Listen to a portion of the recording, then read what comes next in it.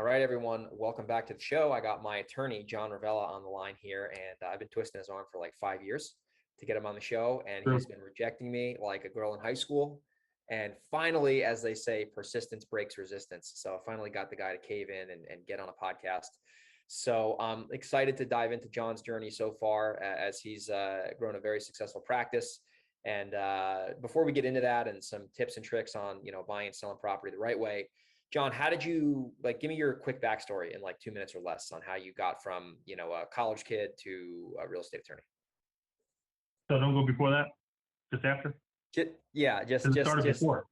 Well, just give me the story. Just give me the skinny. I want to hear the whole Okay. upbringing. Yeah. I grew up in a blue-collar town. A lot of my friends had run-ins with the law consistently. I would go to court with them often just to, support in general, and found it interesting. But my initial inclination in college was to go to be a doctor. Have some health issues in my family, so I was going to be a doctor. So I went to work at Cornell Medical College and during summer breaks from college. And the doctors there convinced me that it was a dumb idea, that doctors have a horrible life. They can't really start a family until they're older. And if I wanted to have any sort of life before that, I should look into some other profession. So I was like, I'm a senior, so it's kind of late, but I guess I'll try. So I went back to undergrad again and felt that I could try something else, what was a good profession. And there's a law school on campus, so I didn't have to move or go anywhere, and I stayed on campus and went to law school. Okay, so you were going to be a doc. I didn't know that about you. We've hung out like dozens of times and have many dinners together, and I didn't know you were going to be a doctor originally. Dr. Revella. Yeah. That sounds pretty good. Well, I'm Dr. Law now. It's still good, right? Dr. Law. JD, baby. JD. That's there we awesome. Go. That doctor or something.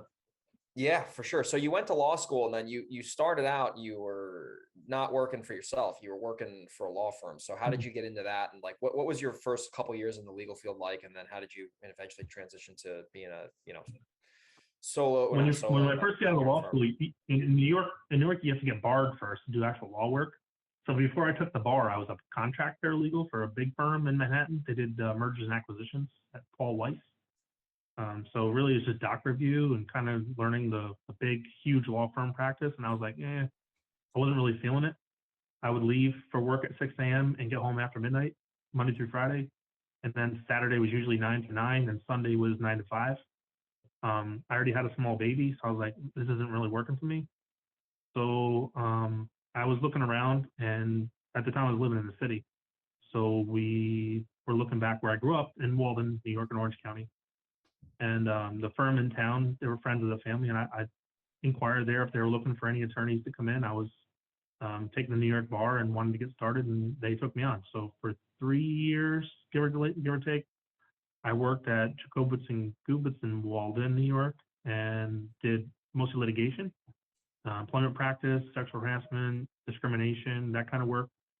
Dabbled in everything really. And from there, I became the village manager in Walden. And part of my contract says I'm allowed to practice law for so many hours a week to keep my practice alive and things. So friends were getting into real estate. I started covering closings for them and just kept going ever since. It was probably like the last 12 years or so. Yeah.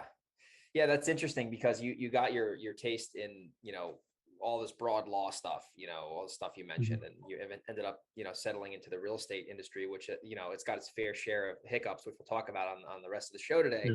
Yeah. But it's cool to see, a lot of people listen to the show or whatever show they're on, the New York show or Pave the Way. They're in a situation where they want to make a change and they're a little reluctant to do that. And a lot of times the comfort of their job or the comfort of whatever they have is greater than their ability to change it. And obviously you were working literally 7 days, which I don't even know how that's legal, ironically.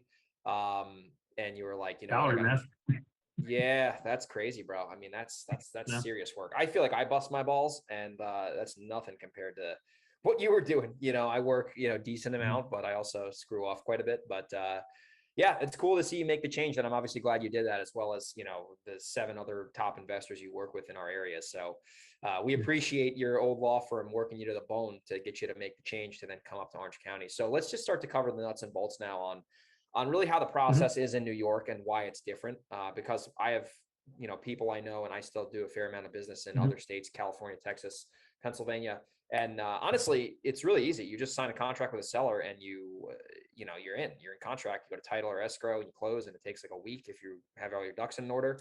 But like, what is the process like in New York if people aren't familiar with a transaction when you're buying a transaction, let's say off market from somebody? Like, what does the process look like from a legal standpoint, a contract standpoint?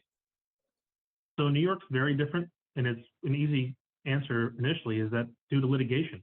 So the rules changed as people were getting sued under contracts, so the practice changed. And even in New York State, it's regionalized, the practice. What do you mean by regionalized? Like, what is that like? So yeah. Hudson Valley, Long Island, New York City really gets into, you get an offer, the offer gets accepted, the seller's attorney drafts a contract, sends it over to the buyer's attorney, they review it. Either you had inspections already and there's an issue, you have a repair rider, or they didn't have inspections already and you have a contingency on getting inspections. Then the buyer's attorney will order the title, the banks will order the appraisal, and you'll keep going through underwriting. In the northern part of the state, from I'd say Albany up and Albany west, the seller's attorney orders the title, and they actually pay for part of it and usually provides a survey. That's just not the way it's done in this part of the state. And anywhere in New York State, title companies have a much less important role than in other states. I'd say about a third of the states are title driven. So the title company takes in the money, they distribute the funds. New York is an attorney driven state. So the attorney gets the money and distributes the funds either through the seller's attorney or the bank attorney or whoever's involved. But the attorney does it, not the title company. And in some states, you even have a realtor do it. They're realtor escrow driven. So it's a little different. It's kind of weird. Even in upstate New York, when you have that initial offer, usually you'll have to put like $1,000 in escrow with the realtor to start. And that's just not how it's done in this part of the state. So it's a little different from different areas. Yeah, I found that was a big roadblock that happened to me when I started. Is we were getting a lot of accepted offers, even though we really didn't know what we were doing. And what happened was like we were trying to go into contract with attorneys, and we didn't have money for deposits. So we were like kind of stuck in between a rock and a hard place. So I eventually said, fuck this, I'm going to Texas and I'm going to start making money in Texas, which ended up working out really well. And because of that, I'm, back in New York doing business, mainly because of me going to Texas and figured my shit out for a while. But like they say, the grass isn't always greener. But the big benefit that I'll mention, and we'll talk about this in detail in a minute, is in New York, from what I found, and Michael, my co-host who isn't on today's call, it's very difficult to get into contract in our part of the state. Let's call it Southern New York, the city, Long Island, the metro area, right? Not upstate, even though people in Long Island call Westchester upstate, which is ridiculous. But side note, even though it's hard to get into contract, it's extremely difficult to get out of contract from a buyer standpoint, like when a seller signs with you. So just talk about that real quick on because in some styles, I'll give you a quick example. I remember in Texas one time we had a deal. We were going to make a fortune on this thing, and the seller ended up giving us 2 of these middle fingers if you're not watching the YouTube. And there was really nothing we could do. I got $1,000 as like recourse, but it really, I couldn't enforce shit, and it was a whole mess. So really, like in other states, like you're really not safe until you get the settlement and the deal funds, right? But in New York, it's a lot different. Like if a seller signs a contract, it's bilateral, and there's a deposit check that clears, like what happens? Because like this is a whole big benefit that I talk about investing in New York that people don't really realize. New York State, the parties are bound once they're fully executed by both parties. So the buyers sign, send an escrow deposit, which is the good faith funding. It's consideration. So once you have an offer accepted by the seller with consideration, which is the deposit, you're in a fully binding contract. So for the seller to get out, he either has to come to terms with the buyer or sell them the house. The buyer, on the other hand, they have a different option. They can either forfeit their deposit, which is one of the conditions in most contracts, and walk away, or negotiate some better term with the seller. But that's really the only options they have. And the seller, the option for the buyers, it's called specific performance. Yeah. So what is that? Most New York State contracts, you get a term which is called specific performance. So if the seller decides, oh, no, I'm not selling to you anymore, the buyer's like, that's nice. I have a contract that binds you and says, if you don't want to sell to me, I can sue you for specific performance. I can make you specifically perform to sell me this property. And that's because you can't get another piece of property exactly like that anywhere in the world, because there's only these GPS coordinates in the whole world for this property. So it's impossible to give me an identical property. Interesting. So that's why the Now, courts have ruled that way. okay. So when you do, let's say someone does a specific performance. If the Right. seller just says, you know what, screw you, I don't care, I'm going to just stay here forever. Can the buyer, in this case, can the buyer in New York, can he actually sue the seller instead of to close? Can he sue them for the purchase price and basically say, okay, well, if you don't want to sell me this house, I'm going to sue you for 400 grand. Let's say I'm buying a house in Long Island, and that's pretty much normal out there. Yeah. So it's either specific performance could be that, and it's an option. You can always settle for anything you want, but a court's going to force the sale or force you to settle. So it could be for the amount of the purchase price. It could be more because you can't find an identical property somewhere else. So say you're in contract for 400,000, but it's going to take you 470 to find something adequate, and that the judge finds that reasonable. He's going to award you 470.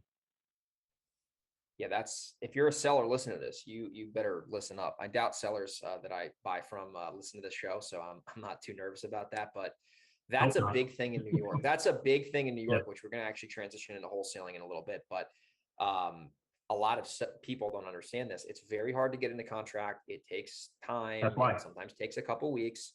But once you're in, there's no getting out, right? And another thing that throws people off, John, what is a normal deposit that even like investor clients like me and Larry put down?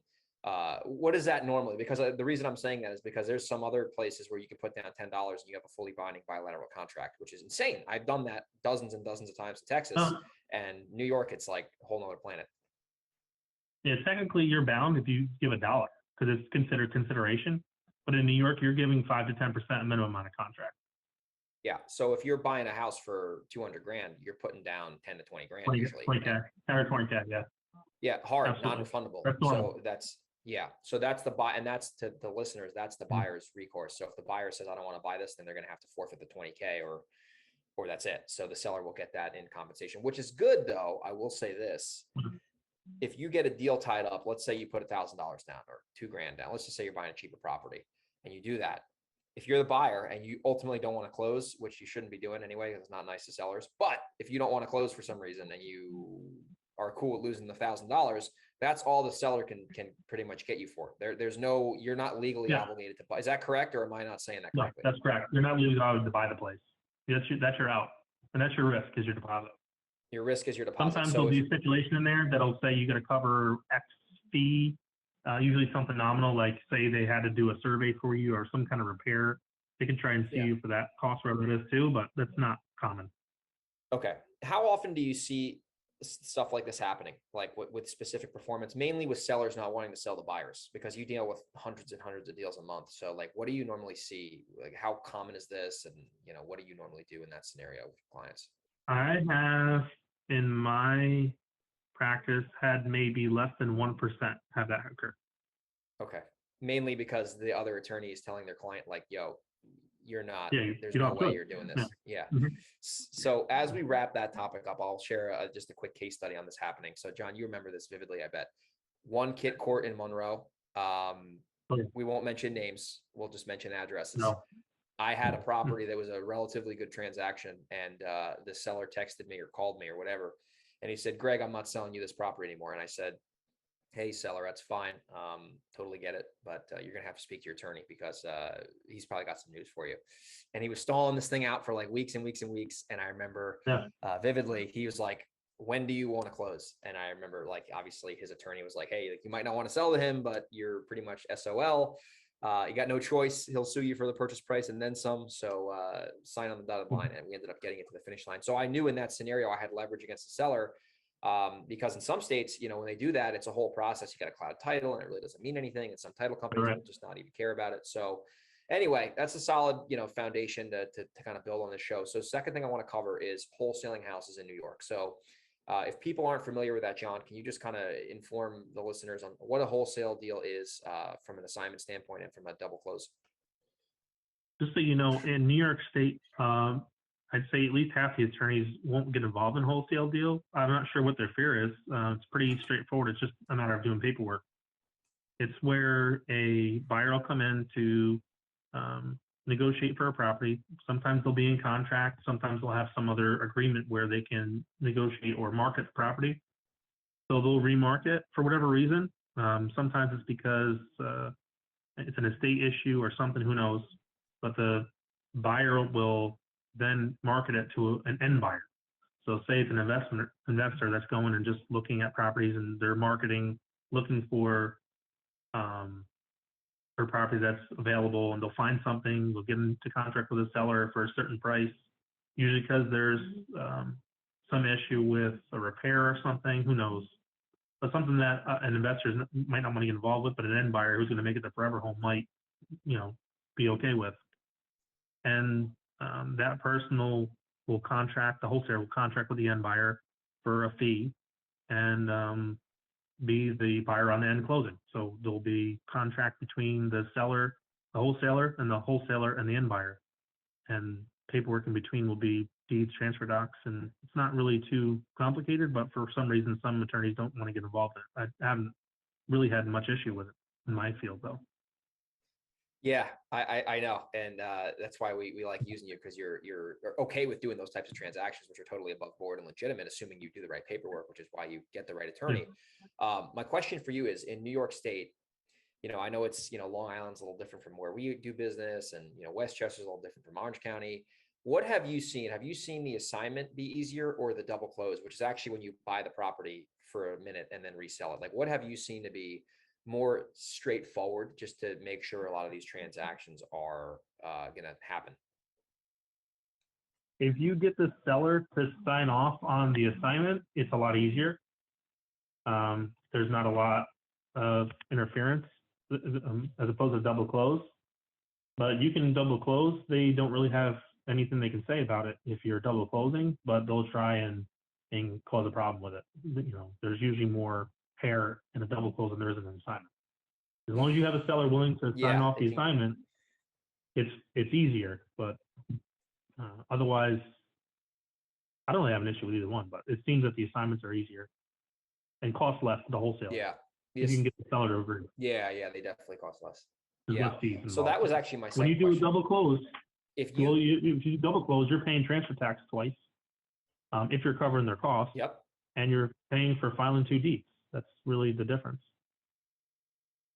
Yeah. And it's a little bit more kind of like, just a little more logistically kind of a pain in the ass. But the assignment, that was my next question, actually. If I get a contract, if let's say an attorney sends you a contract on the deal I'm buying, and then we say, okay, we agree to everything. We want to add, these 4 items in a rider, which is basically an addendum, which is an addition to the contract. And it states that the buyer can assign without the seller's consent.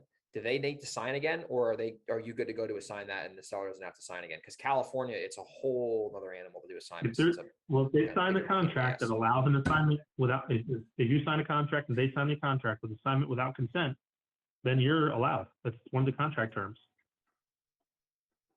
Okay. That's good. Because in California, because in California, I do this a lot. You sign a contract that states that the buyer can assign the contract for a fee without the seller's consent, and there's no attorneys involved, so it's a little hairy. And then what happens, gets real scary, is you assign it, right? Now you assign it, and you're pretty much out of the deal until it closes. And then the seller asks to sign another document at closing stating that they are aware that this is being assigned, even though they already acknowledge that it's being assigned. And sometimes they're like, wait, what the hell's going on here? What? This assignment? So it kind of causes a little bit of drama. And that's California. Like, it's a very disclosure heavy state, kind of like New York. It's similar with like how the laws are structured and a little complicated, very litigious states.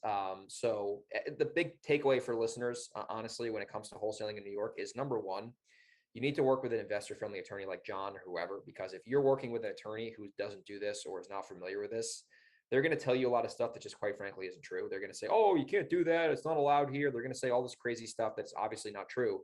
And it's going to make your job a lot harder as an investor, because you're going to have deals that probably make sense, but logistically, your attorneys are going to kill the deals for you. So you got to just know what you're doing. You got to work with the right people. So last thing I want to cover on the show, because I know you're a busy guy, you got a bunch of closings, so I don't want to hog you up too much here on the podcast, is tenant landlord stuff, tenant landlord cases. This is something that is getting very common now as the laws are changing, with COVID being over now. What is the process like in New York to do 2 types of evictions? The first type of eviction we're going to cover is a holdover, and then the second type of eviction is a non-payment, right? So what are the processes look like in New York, and how long does it take? And let's just kind of cover that, chop it up a little bit. So there was an act passed in 2019 under Cuomo that made evictions 3 million times worse. Um, yeah, they were already disgusting in New York to do evictions. Now it's a lot harder. So during COVID, forget about it. But now you have to give certain notifications. The notifications change, the time limits change. So you have to give for a non-payment a 5-day notice and a 14-day notice. Then the petition to go to court.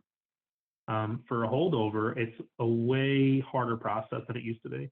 It used to be a 30-day notice. That's pretty much it. Now the tenant has lived there for a year and a day, well, actually less than a year is 30 days still. A year and a day to less than 2 years is 60-day notice.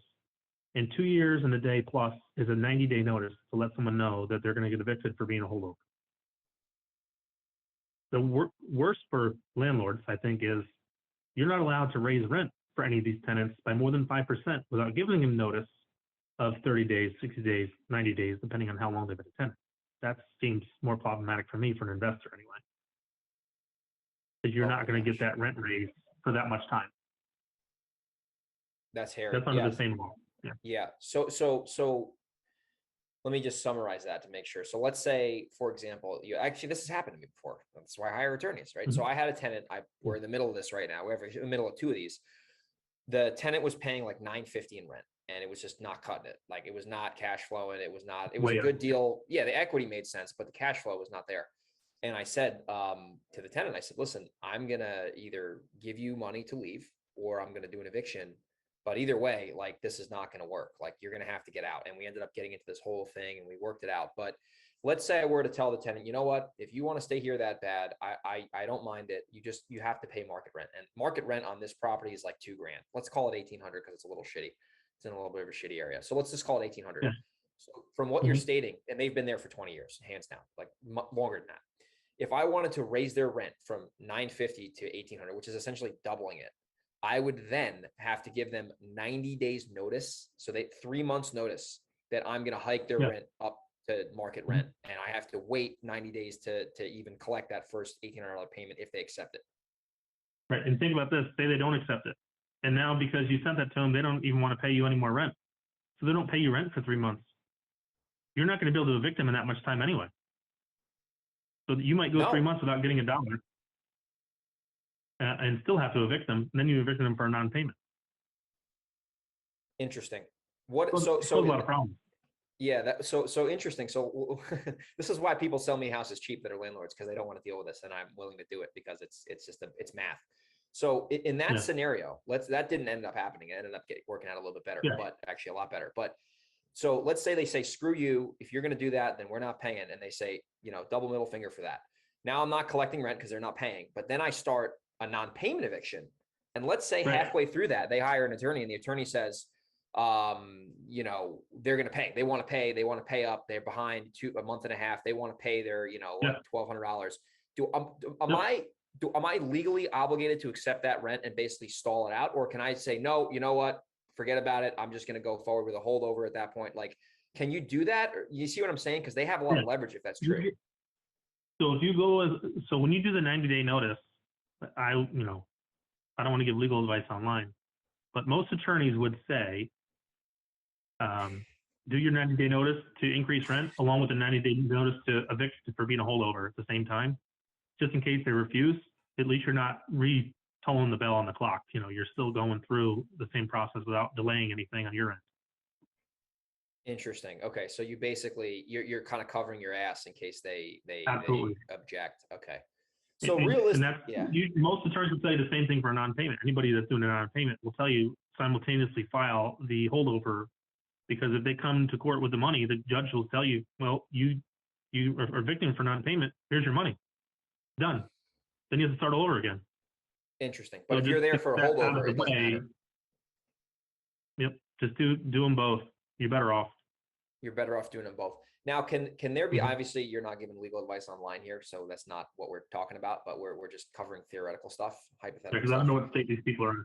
Yeah, exactly. So we're just kind of just chopping up here. So yeah, New York. Yeah. So if, and there's listeners on the other show or out of state, they're just getting a kick out of this because they're like, why would I ever operate in New York? And that's why there's less competition. But anyway, Yeah, Sam. So anyway, so can the judge in theory, because I'm dealing with this right now on another property, and I'm worried that we're doing a holdover on it. This is a different property. You know the address, but I won't say it online. So we're doing the eviction, and I am scared that now the 90-day issue is going to expire on March 1st. So we gave them 90 days, I think in December or whatever, or I think it was December. Now, if the judge in this town is like, you know what, I want to kind of stall this out, and I did everything legally by the book, and I'm not going to accept their background, I'm not going to do anything, I want to just get them out. Is the judge most likely obligated to follow the law at that point? Or do they have loopholes that they can kind of stall this thing out? Or are there other ways that landlords can get fucked if they do all the right things, but then the judge is like, I don't know, this guy's got bad hair, this tenant's too nice. Like, can they, or do you have a pretty good case if you do everything legitimately and you get to the finish line? So what usually happens, and happens quite often, is the tenants will try to go to court on their own in the beginning, and the judge will say, get an attorney, and if you can't afford one, here's who to call. So they'll likely come with an attorney the next time, and that attorney is likely going to get and ask for an adjournment, and the judge is likely going to accept it. So you're likely not going to court the first time and ending it. You're going to go more than once. Oh my God. How long is it normally? 30 days? The court's not every day, so it's going to be a while, especially in town court. You're looking at twice a month. So. Oh my gosh. Can they keep stalling it out? They can get it a couple times. It's not forever, but they can get a couple of adjournments in there legitimately, unfortunately for landlords. Yeah. So what is your advice for people who want to be landlords, either in New York or states that are very tenant friendly? Like, what's your advice besides don't invest there? Like, that's obvious, but people who are still willing to go the distance, what is your advice as a, not legal advice, but just if you were, just a consultant or whatever, like what would you tell investors to really look out for if they're going to start getting involved? Because I'm involved. I mean, a lot of our friends are involved. So this is a whole big mess that goes on in New York. Yeah, you want to make sure you're getting sufficient rent to cover yourself should they have any of these issues. And you can put in your leases and your rental agreements that they have to cover your fees and attorney fees and costs. But you got to remember, if you lose at court for whatever reason, could be technicality, could be service issue, the tenant is also entitled reciprocally to that same provision in the lease to attorney's fees and costs. The biggest thing for me is to make sure you vet your tenants. If you're taking a property on, make sure you vet the tenants. Try to get, if you're taking a property that already has tenants, make sure you meet them, talk to them, do background checks, do your homework before you end up purchasing, because then you're stuck with the problem if it's a problem child. You want to vet them and go through as much as you can to make sure you're comfortable. Because at the end of the day, if there's some problem, they're buying food and things for their kids first. They're not paying you first. So you remember that. 100%, dude. 100%. Now, in the event that, let's say, I actually have this happening pretty soon on a property we're doing together. When I say doing together, he's representing me. We're not JV in it. But now this tenant's here. They have a lease until I think June. So can I do a holdover in April to start that? To basically say like, hey, like I'm like, you're paying rent right now. I'm honoring your lease. You're not renewing the lease. Yeah. You're not renewing the lease. But I can, it's the same deal. I can basically say, listen, you're going to have 90 days to figure your stuff out, but I'm just letting you know in advance, this is going to be the case. That's what I'm going to end up doing. Unless the lease expires June 1st, you do 90 days ahead of that before June 1st, you give notice that it's expiring and you're not renewing. That's 90 days notice. That's it. Yeah, it doesn't have to already be expired to be a notice. Yeah, for sure. Cool, man. Well, this has been fun. I want to wrap it up with a little bit of just not rapid fire, but like just you interact with a lot of successful people on a daily basis. You have, hundreds of clients. You're involved in hundreds and hundreds of transactions a month. So you see a lot. So from your successful clients, what are some habits and traits that you see that just kind of from like a third party view that maybe separates them from, the majority of people trying to make money in real estate, which, you can make a lot of money, but you can also do a lot of stupid shit and lose money. Yeah. What are things that you see? So the really successful ones have people that are out there vetting the properties a little more thoroughly.